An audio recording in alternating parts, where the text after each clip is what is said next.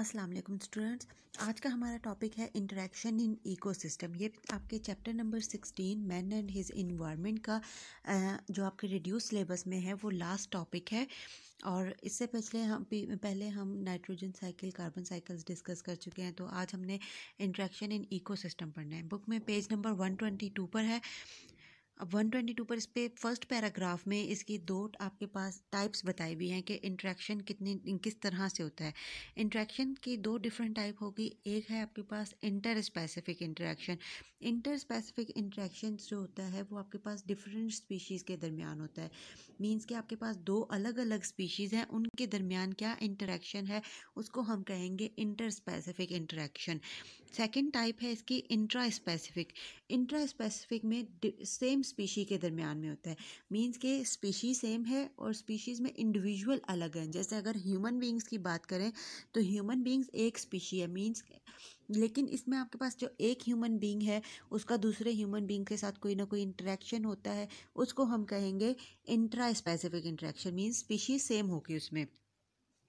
अब इंटरेक्शन में हमारे पास डिफरेंट लिविंग ऑर्गेनिजम्स होते हैं, वो डिफरेंट तरह से इंटरेक्ट कर रहे होते हैं। तो फर्स्ट उसमें हम देखते हैं जो डिफरेंट टाइप्स हैं, जैसे कंपटीशन हो गया, प्रीडेशन हो गया, सिम्बियोसिस की फर्दर टाइप्स हो गई। तो हम इनको डिटेल में देखते हैं। फर्स्ट है कंपटीशन।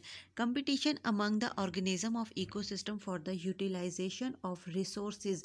नेचुरल रिसोर्सेज जो होते हैं, जैसे आपके पास हो गए स्पेस वगैरह, न्यूट्रिएंट्स वगैरह, ये नेचुरल रिसोर्सेज हैं जो कि इन्वायरमेंट में एग्जिस्ट कर रहे होते हैं। उनको हासिल करने के लिए स्पीशीज़ के दरमियान कंपटीशन होता है। मींस के अगर आपके पास इंट्रा स्पेसिफिक भी हो सकता है वो, और इंटर स्पेसिफिक भी हो सकता है। इंट्रा स्पेसिफिक और इंटर स्पेसिफिक का डिफरेंस हम पीछे देख चुके हैं। तो इंट्रा स्पेसिफिक जो होता है, इंट्रा स्पेसिफिक रिलेशनशिप जो होता है वो ज़्यादा स्ट्रॉन्ग होता है कंपटीशन में। तो वो स्ट्रॉन्ग किस वजह से होगा, उसकी रीज़न ये है कि आपके पास जो कंपटीशन हो रहा है वो दो सेम स्पीशीज़ के दरमियान हो रहा है। ठीक है, आपके पास दो ऑर्गेनिजम्स हैं सेम स्पीशी के, उनके दरमियान में कंपटीशन है, तो वो आपके पास क्या हो जाएगा, स्ट्रॉन्ग हो जाएगा। लेकिन अगर स्पीशी चेंज हो जाएगी, फॉर एग्जांपल एक अगर ह्यूमन बीइंग हो गया, कोई दूसरा आपके पास एनिमल्स या बर्ड कोई भी हो सकता है, स्पीशी चेंज हो गई तो उनके दरमियान कंपटीशन इतना स्ट्रॉन्ग नहीं होगा जितना कि सेम स्पीशी के दरमियान में कंपटीशन स्ट्रॉन्ग होता है। तो inter specific competition always stronger. Next है प्रीडेशन। प्रीडेशन में ये भी आपके पास दो ऑर्गेनिजम्स के दरमियान में होगा इंटरेक्शन बिटवीन टू और डिफरेंट और स्पीशीज़। मींस इसमें आपके पास स्पीशीज़ डिफरेंट हो जाएंगी, कोई भी वो हो सकती हैं, प्लांट्स की भी हो सकती हैं, एनिमल्स की भी हो सकती हैं, एनिमल एंड प्लांट भी हो सकते हैं। तो ये आपके पास किस तरह होगा कि इसमें एक ऑर्गेनिज्म जो होगा वो दूसरे को अटैक करेगा, किल करेगा और उससे फूड लेगा, तो उसको हम कहेंगे प्रीडेटर। प्रीडेटर मीन शिकारी होगा। और जिसको किल करेगा, जिसके ऊपर अटैक करेगा, वो ऑर्गेनिज्म को हम कहेंगे प्रे। ठीक है, तो ये आपके पास हो जाएगा प्रेडेशन का। इसमें कॉमन एग्जांपल आपके पास आ जाएगी कैट एंड माउस की। ठीक है, ये इसमें कॉमन एग्जांपल है कैट एंड माउस की, जो मोस्ट कॉमन है। मींस के कैट इसमें क्या है, प्रीडिएटर है, और माउस प्रे, क्योंकि वो शिकार हो रहा है।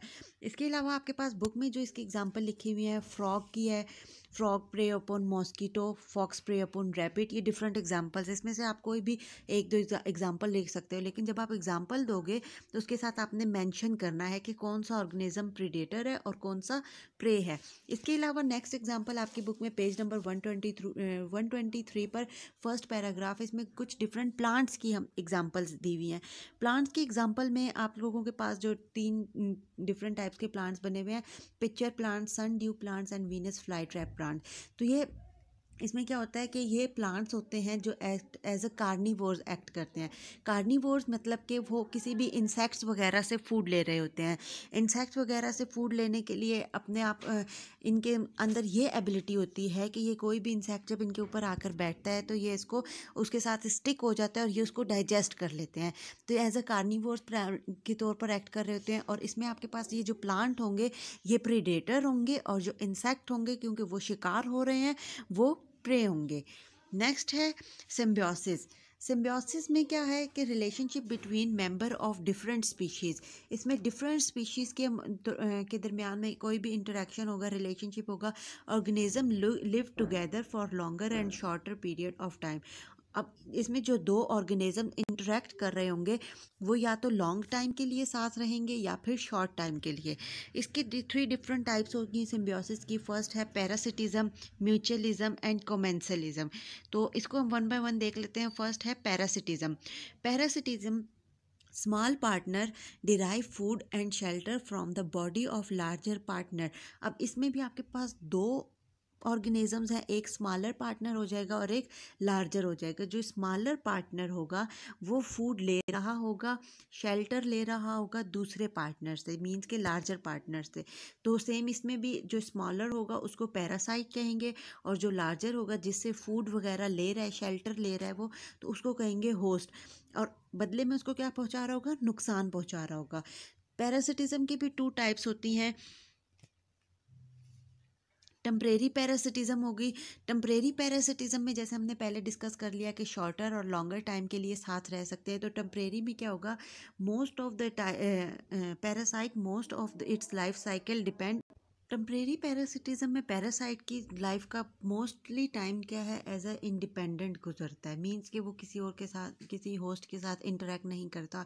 लेकिन इसके लाइफ का थोड़ा सा पार्ट, ठीक है, वो एज अ पैरासाइट एक्ट करता है। वो मींस के होस्ट के ऊपर अटैक करता है, उससे फूड ले रहा होता है, उसको नुकसान पहुंचा रहा होता है। तो टेम्परेरी पैरासिटिज्म में वो टेम्परेरी टाइम के लिए जो रिलेशन बनता है, थोड़े से टाइम के लिए, तो उसको हम कहेंगे टेम्परेरी पैरासिटिज्म।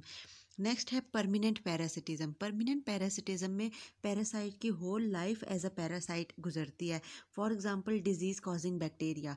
इसमें एग्जांपल आ जाती है डिजीज़ कॉजिंग बैक्टीरिया की। डिफरेंट बैक्टीरियाज होते हैं, वायरसेस वगैरह होते हैं जो कि नुकसान पहुंचा रहे होते हैं होस्ट की बॉडी को और उनसे फूड और शेल्टर ले रहे होते हैं।